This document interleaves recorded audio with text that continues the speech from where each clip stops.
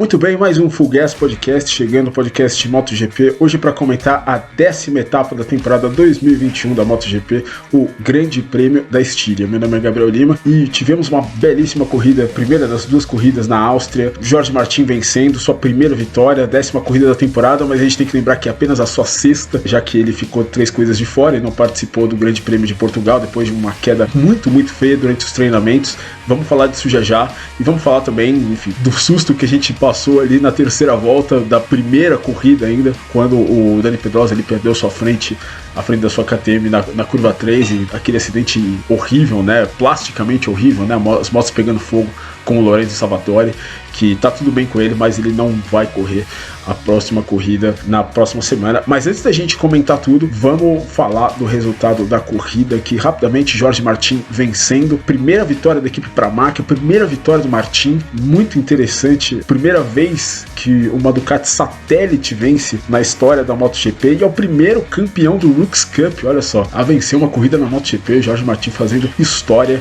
no Red Bull Ring. Enfim, foi também sua segunda pole position, ele que também tinha largado na frente no Grande Prêmio de Doha, segunda corrida no Qatar. Depois o Juan Mir, boa corrida do Juan Mir, a gente vai falar da Suzuki também já. Fábio Quartararo, sólido terceiro lugar, depois Brad Binder, Takaki Nakagami, Johan Zarco, Alex Rins, Alex Marques na 9ª posição, 10º Dani Pedrosa, que voltou para a corrida e ainda conseguiu um top 10. Pecco Bagnaia acabou sendo punido em 3 segundos no final da prova por ir além do limite de pista e acabou ficando na 11ª posição. Aí Enea Bastianini, Valentino Rossi, Luca Marini e Iker Lecuona fechando a zona de pontuação, o top 15. No campeonato a gente tem o Fábio Quartararo, 172 pontos, 40 pontos agora na frente do compatriota Johan Zarco, e o Juan Mir sobe para a 3ª posição, 121, depois o Pecco Bagnaia e depois o Jack Miller, que pela segunda vez seguida acaba caindo. Terceiro abandono do Jack Miller nessa temporada, terceira queda, segunda seguida para o australiano da Ducati. Enfim, bom, vamos começar falando então do nome da corrida, que é Jorge Martin. Jorge Martin, uma atuação irretocável, lembrou aquele piloto da segunda corrida no Qatar, muito surpreendente, principalmente porque os outros pilotos da Ducati não chegaram nem perto do que ele fez nesse final de semana. O Johan Zarco, companheiro de equipe dele, vice-líder do campeonato, tem tido grandes atuações essa temporada, atuações constantes, consistentes, mas ele nunca tem sido o piloto mais rápido, nunca tem sido explosivo como foi Martin nessa corrida, assim, de liderar, de pontear e ir embora. Acabou ficando para trás. Jack Miller mais uma vez caiu, e o Pecco Bagnaia, estranhamente, na segunda corrida, né, ele trocou os pneus para a segunda prova, fez uma escolha errada, ao que tudo indica, pelo que ele disse, acabou pagando por isso, acabou passando boa parte da prova ali fora do top 10, acabou chegando no top 10, mas como eu disse anteriormente, acabou tendo uma punição de 3 segundos aí na última volta. Ele passou o Alex Marques, mas a TV não mostrou, provavelmente abusou ali do limite de pista e tomou aí 3 segundos, penalização, acabou ficando fora do top 10. Uma corrida, uma pista que é muito boa para a Ducati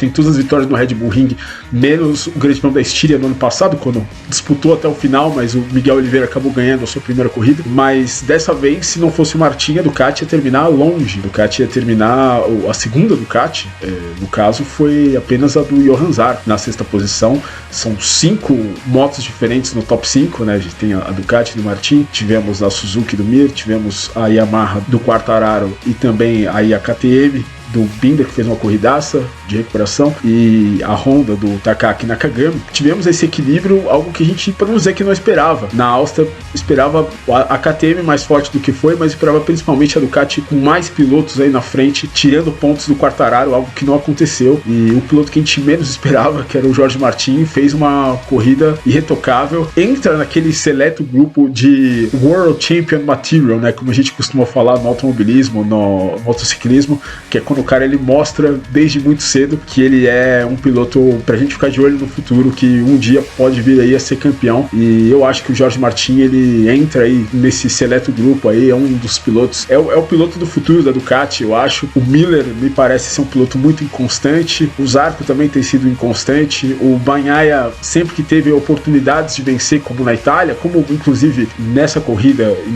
desse GP da Estíria, se imaginava que o Bagnaia pudesse ser um dos favoritos ou o maior favorito à vitória.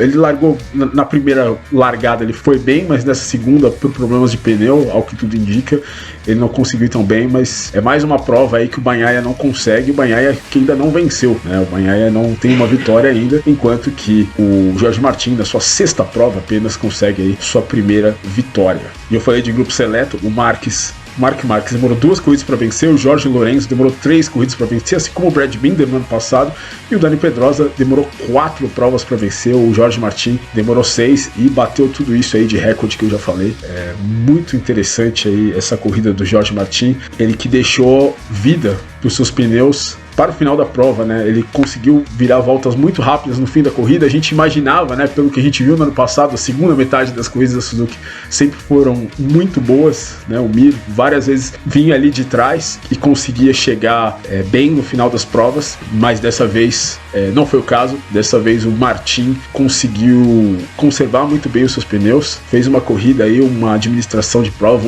um gerenciamento de ritmo de piloto veterano, né? Não tenho o que dizer. Com 22 anos de idade, 6 GPs, é bom a gente dizer, a gente tem 10 GPs de temporada, mas ele fez apenas 6 GPs, sendo que no último GP antes, agora das férias de verão, a gente teve 5 semanas de férias, o Martin ele abandonou a corrida por conta de dores, devido à queda dele no treino livre 3 de Portugal, quando ele caiu muito feio. Pra você ter uma ideia, o Martin teve fraturas múltiplas no braço, pé direitos, ele ficou, além daquela corrida, mais 3 GPs de fora. Desistiu dessa corrida da Holanda, como eu falei, por conta da lesão. Ele teve, nessa queda em Portimão, ele teve 7 impactos de mais de 20 G, segundo dados da Alpine Stars, né, que faz o macacão dele, e o mais alto foi de 26 G. Então ele ficou muito tempo de fora, não estava 100%, e agora, depois do verão, ele já volta com a pole position e com a vitória. Realmente impressionante o que fez o Jorge Martin. Uma daquelas atuações que a gente fica sem superlativos aqui para definir. Enfim, muito bem. Mas muito bem também o Juan Mir. A Suzuki trouxe para a Áustria um Ride Height Device. Finalmente a Suzuki com Ride Height Device. Para quem não sabe, é o dispositivo que faz a moto na saída das curvas abaixar a traseira, para o piloto se preocupar menos com a estabilidade dianteira, pro fato do o piloto não precisar se preocupar com o fato da moto empinar, com aderência. Esse Ride Height Device abaixa a traseira, é como o Roll Shot Device na largada, ele abaixa a traseira, baixa o centro de gravidade da moto, a moto sai acelerando muito mais rápido. E na Áustria isso é muito importante, temos várias zonas de aceleração e o Juan Mir conseguiu usar isso muito bem. Ele se classificou em quinto, que é o melhor grid dele na temporada, e desde o início da prova estava ali na frente, estava brigando pelo primeiro lugar. Ele conseguiu ir embora junto com o Jorge Martin e ficou ali cozinhando o Martin, cozinhando, até que a poucas voltas do final ele acabou errando ali a tangência da curva 3, saiu um pouquinho, mas conseguiu o segundo lugar, e é um segundo lugar que é real. Nenhuma moto chegou próxima nem do Martin nem do Mir, e isso eu diria que para a Suzuki, numa pista onde a velocidade de reta é muito importante, a aceleração é muito importante, pareceu realmente que a Suzuki trouxe algo que vai lhe ser muito útil aí nessa segunda metade de campeonato. A gente sempre compara a Suzuki e a Yamaha, porque as duas são 4 cilindros em linha, e a gente pode dizer que a Suzuki venceu muito bem a Yamaha na sua primeira corrida com o Ride Height Device, já que o Juan Mir chegou 8 segundos na frente do Fábio Quartararo, o que é impressionante, quase ganhou a corrida, uma corrida que ele já deveria ter vencido no ano passado, o GP da Estíria, né, se não tivéssemos o problema do Maverick Vinales ficando sem freio. O Juan Mir estava ali para ganhar a prova, na segunda bateria ele não tinha pneus novos para voltar na sua moto, e acabou chegando apenas na 4ª posição. Enfim, deveria ser a primeira vitória do Mir, mas enfim, ele vai ter que esperar mais um pouquinho aí para, quem sabe, um dia vencer no Red Bull Ring, quem sabe mais uma semana para poder vencer no Red Bull Ring. Mais uma grande prova do Juan Mir, e a Suzuki aí podendo voltar aí a ser uma ameaça aí por vitórias e por pódios. O Mir vem fazendo uma temporada excepcional, não venceu ainda, mas é um dos pilotos do ano aí, uma estrelinha dourada aí para ele. E o Fábio Quartararo fez a corrida que ele precisava fazer. A Yamaha não é a melhor moto no Red Bull Ring, não tem a melhor velocidade de reta, nem perto disso, mas tem uma moto decente em curvas, né? Tem uma moto muito equilibrada, e o Quartararo obviamente quer o título mundial. Essa é a parte ruim da temporada para a Yamaha. Então, no caso, o Quartararo fez o certo, conseguiu administrar bem a sua prova, não teve grandes problemas, conseguiu mais um pódio importante, assim como foi aquele de Sachsenring, aquele terceiro lugar que ele comemorou como uma vitória. Hoje foi mais um tipo de resultado daqueles, depois que passar a Áustria, vamos ter Silverstone, vamos ter Misano, vamos ter outras corridas boas para a Yamaha, que ele vai poder brigar aí pelas vitórias de maneira mais efetiva. Então, resultado muito positivo para o Quartararo. Quem desapontou realmente foi a KTM, com o Brad Binder, o Miguel Oliveira e o Dani Pedrosa não conseguindo andar tão na frente. O Miguel Oliveira venceu a corrida no último ano, o GP da Estíria do último ano, e dessa vez, ao que tudo indica, parece ter sido um problema de pneu. O pneu dianteiro acabou soltando um pedaço, né, segundo o que se comentou o Simon Crayford, né, o ex-piloto que é o repórter da MotoGP, disse que viu o Oliveira chegando nos boxes sem um pedaço do pneu, mas o Brad Binder, é impressionante como ele vai muito bem nas corridas, ele cresce muito nas provas, fez ali uma última volta sensacional, passou o Zarco e passou também o Takaki Nakagami, conseguindo um 4º lugar depois de ter saído de 16º, uma corrida excepcional do Binder. Mas falando de KTM, a gente não pode deixar de citar o que aconteceu com o Dani Pedrosa na primeira largada, na curva 3, ele saindo da curva 3, perdeu a frente da moto. Ele disse que não sabe se foi porque ele pegou numa linha ou se foi porque o pneu estava frio demais, o pneu dianteiro, ele estava com o pneu dianteiro duro, mas ele perdeu a moto e a moto caiu exatamente no traçado, né, que os pilotos estavam fazendo para sair ali.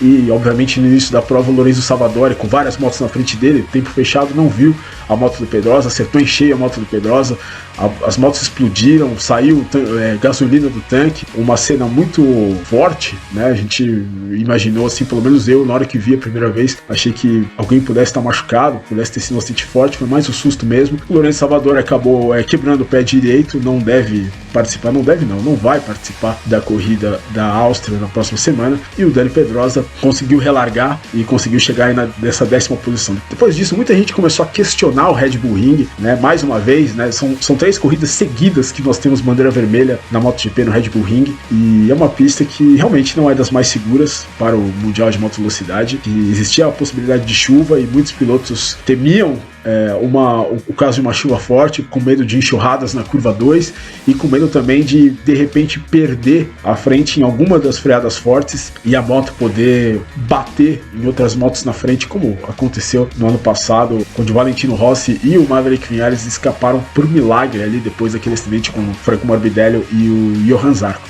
O Red Bull Ring não é uma pista das mais seguras, mas algo como o que aconteceu ali poderia ter acontecido em qualquer pista, eu diria, viu? Infelizmente o Pedrosa caiu no lugar difícil, caiu na frente de várias motos, o Savadori não teve o que fazer, acabou batendo, viu, muito em cima e acabou acertando em cheio a moto do Dani Pedrosa, o azar do Savadori, azar do Pedrosa. Esse é o pior tipo do acidente do motociclismo, né? A gente fala do automobilismo, que tem a batida em T, que é a pior de todas, e o motociclismo, quando alguém cai no meio de um grupo, realmente é um acidente que é muito complicado para os pilotos que vêm e também para o piloto que está na pista, né? A gente viu o Pedrosa correndo desesperado porque correu um grande risco de ser atropelado ali. Então o Red Bull Ring é uma pista difícil, sim, é uma pista que não é muito segura, mas não teve nenhuma culpa aí nesse acidente. Foi um acidente mais ou menos como a gente teve no ano passado na Moto2, na saída da curva 1, quando o Bastianini acabou sofrendo um high side e veio em cheio o Hafiz Syahrin e bateu na moto do Bastianini. Foi um acidente também muito feio, até mais feio do que esse, eu diria, plasticamente, apesar de não termos tido fogo, mas foi também um acidente muito, muito complicado. Mas, enfim, infelizmente são riscos inerentes aí das corridas de moto. Falando de outros resultados da corrida, o Marc Marquez chegou apenas na 8ª posição, relargou muito mal. O Marc Marquez, ele tinha feito uma boa largada na primeira corrida, mas não sem as polêmicas, acabou batendo no Alex Espargaró. Alex Espargaró depois foi reclamar com ele, e na segunda largada ele também bateu no Alex Espargaró. Aí eu acho que já não foi tão culpa do Marquez. Ele e o Quartararo estavam ali disputando, o Alex Espargaró estava por fora e acabou sobrando um pouquinho para o Alex Espargaró. O Marquez também acabou saindo da pista, mas não foi uma corrida boa do Marquez, não foi um bom final de semana. Se esperava até um pouquinho mais dele, mas tudo bem, né? A Honda não parece ter uma grande moto, não parece ter aquele conjunto para essa temporada. O melhor para o Marquez é ele ir voltando, né? Ele ficou mais de um ano fora, ele voltando aos poucos aí a essa forma dele antiga. Falando aí de outros destaques negativos, tivemos também o Maverick Viñales, que acabou deixando o motor da sua moto apagar antes da segunda largada. Ele falou que o motor da moto apagou do nada e ele acabou tendo que sair do box. mas mesmo saindo do box, ele fez uma corrida muito ruim, andou em última a corrida inteira e ainda tomou um long lap penalty. Maverick Vinales realmente, é o que a gente sempre fala, né? Quando ele entra na espiral negativa, nada tira ele de lá, e depois do que aconteceu na última corrida, da demissão, de tudo que aconteceu, ele continua ali em baixa com a Yamaha, e ainda depois da corrida falou que era impossível seguir na Yamaha, né? Mais uma vez, falando sobre esse tema da Yamaha, falou que era impossível seguir. Enfim, Maverick Vinales chegando aí na 19ª posição, chegando fora da zona de pontos. Mais uma corrida ruim para o espanhol. Falamos de MotoGP, vamos falar agora de Moto2. Marco Bezzecchi venceu a corrida com Aron Canet em segundo e Augusto Fernandes em terceiro. Remy Gardner por muito pouco, não acabou com 0 nessa corrida, ficou na 4ª posição, quase encheu o Marco Bezzecchi. No final ele que chegou a liderar a corrida, o Remy Gardner, mas aumentou sua vantagem no campeonato, já que o Raul Fernandes foi apenas o 7º colocado. Agora o australiano tem 197 pontos contra 162 do Raul Fernandes. O Marco Bezzecchi é o terceiro. Marco Bezzecchi, fique de olho no Marco Bezzecchi, hein? Muita gente diz que ele pode sim ir para a equipe do Valentino Rossi no ano que vem, a VR46, que vai ser patrocinado pela Aramco, né, que é aquela petrolífera saudita, mas durante as férias de 5 semanas que nós tivemos na MotoGP, muita gente deu também o Bezzecchi como uma possibilidade na Petronas, da equipe Petronas, que está sem os seus 2 pilotos. O Rossi não segue, o Morbidelli vai subir para a equipe principal da Yamaha. O Bezzecchi é uma possibilidade também na equipe Petronas, já que os pilotos da Petronas na Moto2, né, o Jake Dixon e o Xavi Vierge, não têm conseguido bons resultados. O Vierge foi só para um pódio esse ano, o Jake Dixon nunca foi para nenhum pódio, então eles precisam de pilotos melhores aí, e o Marco Bezzecchi aí tá nessa linha aí de sucessão. Pode ser que ele seja aí o piloto a substituir o Valentino Rossi na equipe Petronas. Na Moto3, uma bela vitória de Pedro Acosta, uma corrida, um duelo sensacional. Lembrou um pouquinho aquele GP dos Estados Unidos de 2008, quando o Rossi e o Stoner disputaram a corrida pescoço a pescoço ali, e no final o Sérgio Garcia caiu na penúltima curva, mas de tão longe que estavam do resto, estavam 15 segundos do resto, o Sérgio Garcia ele conseguiu voltar para a prova e ainda ser o segundo colocado, assim como o Stoner fez naquela corrida lá em Laguna Seca contra o Valentino Rossi em 2008. Enfim, os dois pretendentes a título fizeram uma bela prova, a pista ainda mais ou menos molhada, tinha chovido de manhã. Foi uma corrida bacana. Pedro Acosta em primeiro, Sérgio Garcia em segundo, Romano Fenati o terceiro colocado no campeonato, o mesmo resultado, né? Pedro Acosta na frente, Sérgio Garcia em segundo, Romano Fenati na terceira posição. Bom, esse foi o GP da Estíria. O único fato lamentado no final de semana tem a ver com o Rooks Cup, com o nosso representante brasileiro Diogo Moreira tendo Covid-19, acabou perdendo a rodada dupla lá, ele que vinha na 4ª posição, a menos de 20 pontos do líder, agora não tem mais como ser campeão, né? Perdeu 2 provas, deve voltar na semana que vem, quando também teremos uma rodada dupla na Áustria, mas enfim, já perde 2 corridas, aí não tem mais muito o que fazer. Fico por aqui, esse foi o Full Gas Podcast GP da Estíria. Se você curtiu, dá um like aí, enfim, se inscreve e nos acompanha aí até a semana que vem, quando teremos o Grande Prêmio da Áustria, estaremos de volta. Um abraço.